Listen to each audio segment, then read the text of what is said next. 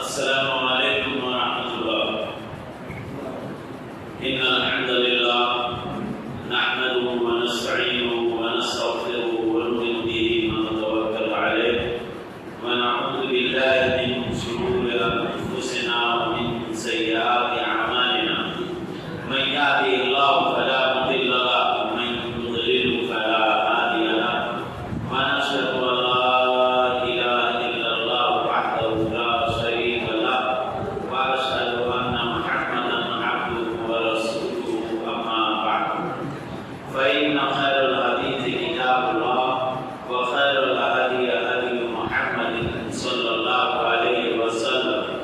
وشر الامور محدثاتها وكل محدثات بدعه وكل بدعه ضلاله وكل ضلاله في النار فاعوذ بالله السميع العليم من الشيطان الرجيم بسم الله الرحمن الرحيم فالصالحات قانتات حافظات للغيب بما حفظ الله وقال النبي صلى الله عليه وسلم الدنيا كلها متاع وخير متاع الدنيا المرأة الصالحة رواه مسلم في كتاب الرضا۔ ہمارے صدر محترم جو ہماری بھی نگاہ میں اور آپ سب کی بھی نگاہ میں ایک محبوب شخصیت فضیلت الشیخ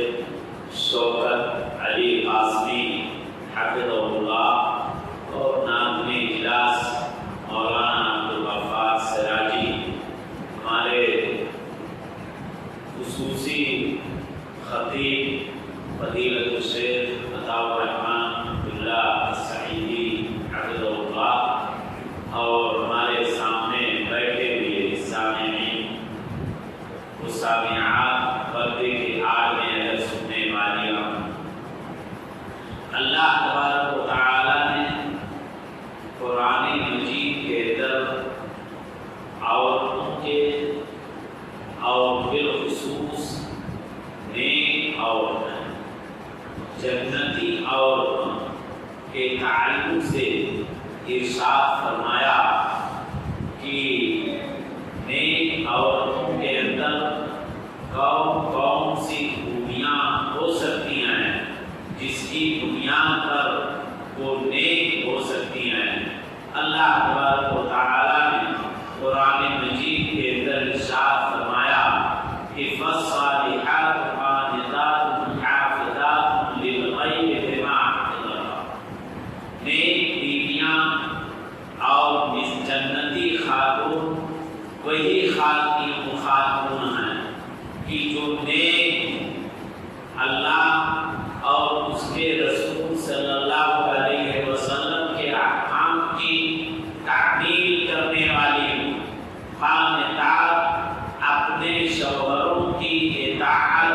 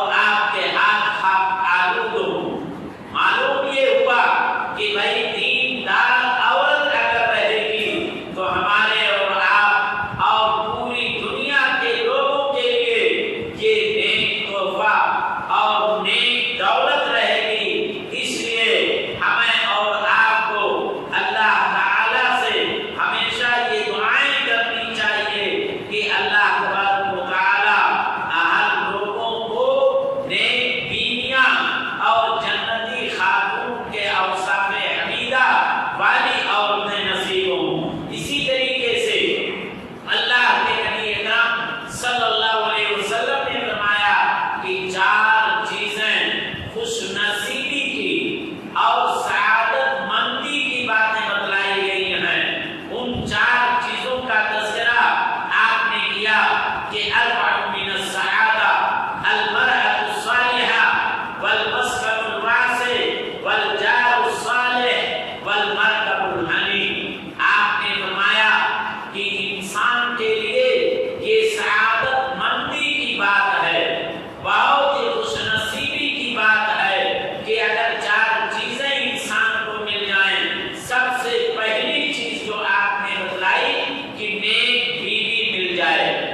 نیک بیوی مل جائے